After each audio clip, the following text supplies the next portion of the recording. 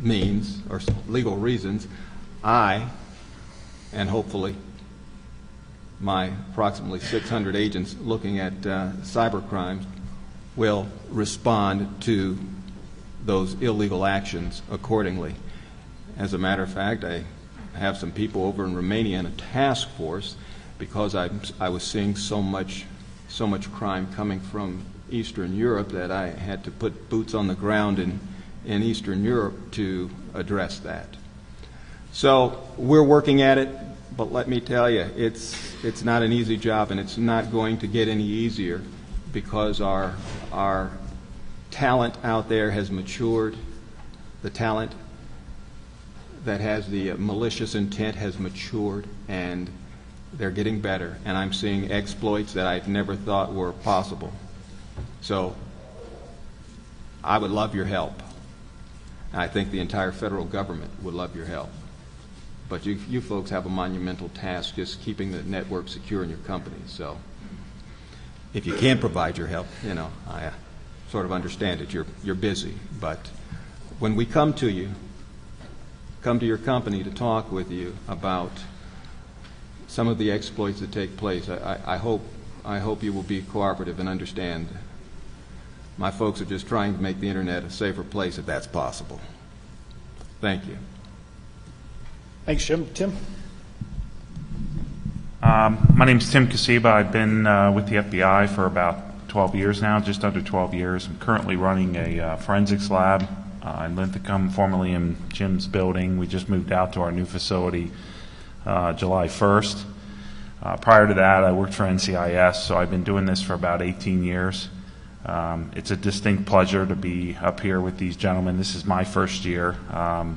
As Mr. Finch said, it's not generally been widely accepted, the Bureau letting us come to facilities like this or arrangements like this, but that's changing, and we're glad. It's certainly a pleasure, and I've traveled overseas with Mr. Finch as well, and it's a distinct pleasure to be able to do that and be able to talk to folks like you. This is an excellent opportunity for us. We've had some excellent discourse with people offline, and that's been extremely helpful. Contrary to what you see in the press, we are occasionally winning. We do win. I liken it to my wife, who's deathly afraid to fly, and you know, that one airplane she's going to get on is going to be the one that's going to crash today. But I remind her about the tens of thousands that take off and land every day. And those are the ones that you're never going to see in the press. We do win. There's a number of incidences which you will never, ever read about. So there is hope, and we still continue to have hope, and we still continue to try, and that's where our motivation comes from. Kevin mentioned earlier about training. The InfoGuard contacts out there are excellent. We encourage you to get involved. People have come up to us and asked us, how can we help you? And we encourage you to get involved in those organizations because we could really use your help.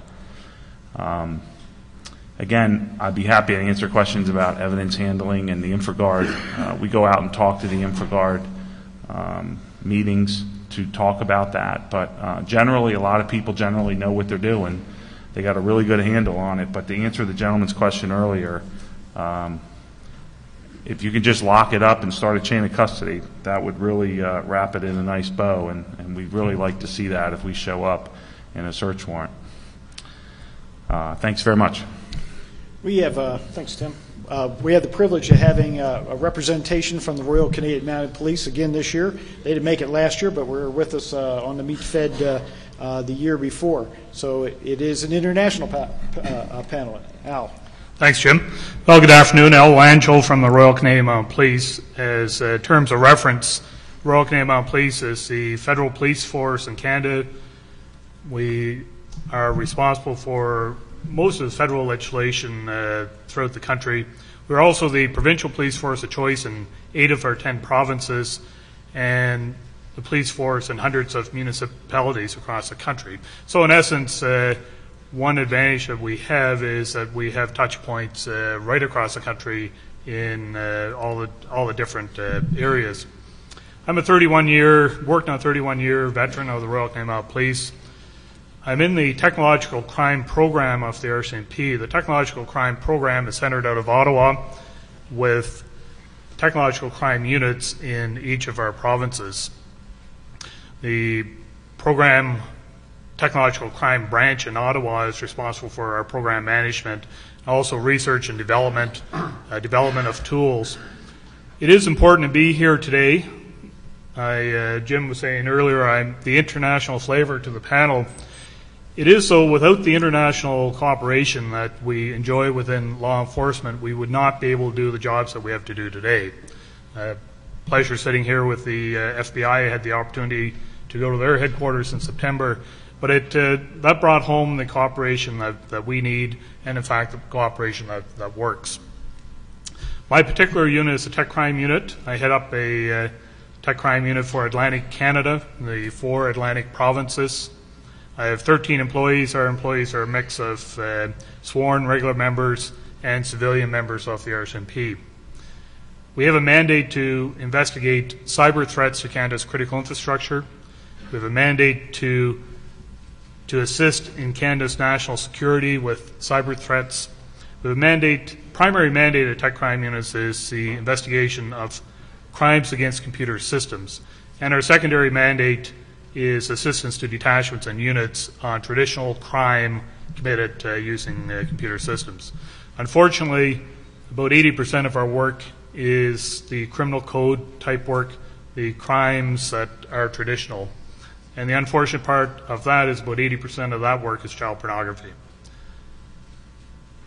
Some of our biggest challenges then is not so much anymore the resources. We have been, the last few years have seen tremendous growth in our function. Some of our challenges are because of the international boundaries, the release of information. In Canada, it's not difficult for me to get information from companies because I can swear a search warrant and execute the search warrant and get the information legally. One of our challenges when we go to other countries is utilizing the Mutual Legal Assistance Treaty request and the delays that builds into it. 6 months to get IP information from a provider just doesn't work anymore.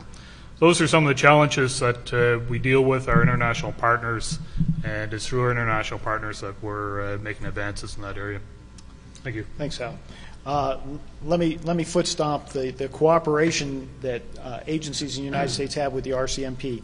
They share their research and development, their testing of tools with us. We have a terrific relationship with the RCMP. These guys are really top notch. Andy.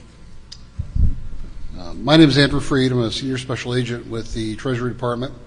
I actually started out with the IRS, but we actually became a separate organization called TIGDA. Kind of sounds like the name of a toothpaste. But essentially, we do the my group does the computer security for the IRS. I've been with Treasury for about 18 and a half years. I've known this rascal for probably 19 years. I wrote some of the original software that we use for analysis of computer crime way back when I was actually working out at the Kennedy Space Center. Most of the work we're doing right now deals with penetration testing of the IRS systems. We're very involved in some of the fraudulent schemes that are happening from overseas. And one of the, this is, I believe, my 7th or 8th DEF CON/Comdex that I've been to. So rather than talk a lot, I'll let them have time for questions. Thanks, Andy. Barry. Hi, my name is Barry Grundy. I'm a special agent with the NASA Office of Inspector General Computer Crimes Division. A lot of people always say, whenever I introduce myself, is that, what is NASA doing with federal agents? And most federal agencies have Inspector General's offices to oversee and do both cyber missions and fraud, waste, and abuse. And I do computer crimes. I'm actually a supervisor for the computer crimes on the East Coast, about 7 NASA centers. And I always told people, when I was at FLETC going through the course, people would say, what is NASA doing with federal agents? I always told people I was an air marshal for the space shuttle. But unfortunately, that's not really true. I'm not, but I'd like to get a flight. But generally what we do, a lot of traditional cyber cops do a lot of kiddie porn and what we consider classic forensics work. At NASA, the Computer Crimes Division is basically 70% intrusion investigations. And then we do a lot of support for fraud, waste, and abuse investigations. But the intrusion investigations is really where we focus, and that's where we do most of our work. And I'll leave it at that. We all want to know about the recent reports on the astronauts, but we'll hit you with that later. Lovely. Okay. Tim. Sure.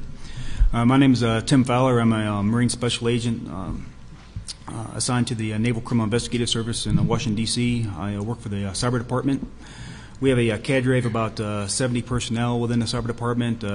Mainly we work in 3 different areas: counterintelligence, criminal investigations, and counterterrorism, both in investigations and operations and support.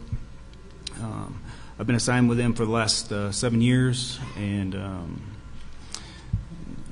that's pretty much it. Did you ever have a TV show or something? Oh, yes, but Thanks, Tim. Okay, at this point, we're going to open it up to you guys for questions, so we need microphones. If you wait till a microphone gets there, and then... I got 2 questions over here, and then I'll head to the other side of the room. Okay.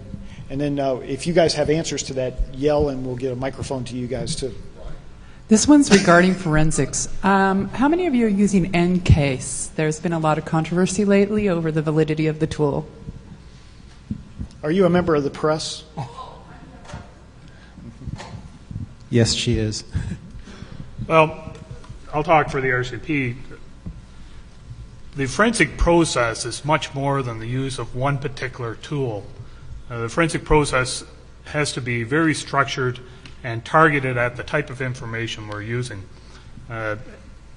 One of our tools is NCASE. It's just one of several that we use.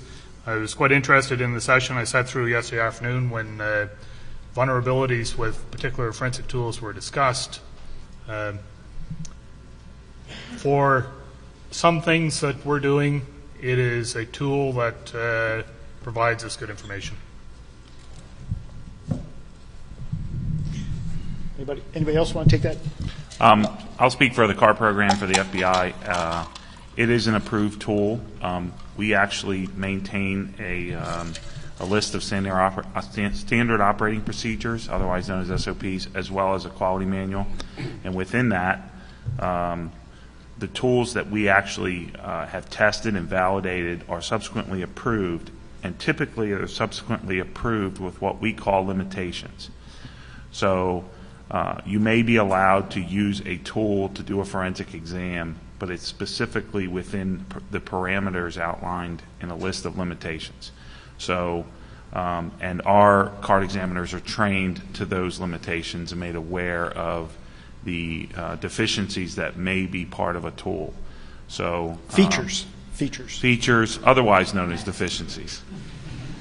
At the Defense Computer Forensics Lab, we take a tool belt approach to things. So just like Tim and Al said, we test and validate all these tools so we know what the limitations are, where they work, where they don't work, and every tool probably has issues, if you will. So the use of a tool is not a big deal. Like my boss says on a regular basis, just because you use a scalpel, that doesn't make you a surgeon. Forensics is a process, a very, very structured process, and every tool, every piece of software probably has issues. Just need to know what those are. Anybody else? Yeah, I think that there's an old saying in our industry that says if the only tool you know how to use is a hammer, everything looks like a nail. And I think what you're going to find is in a lot of the federal agencies, we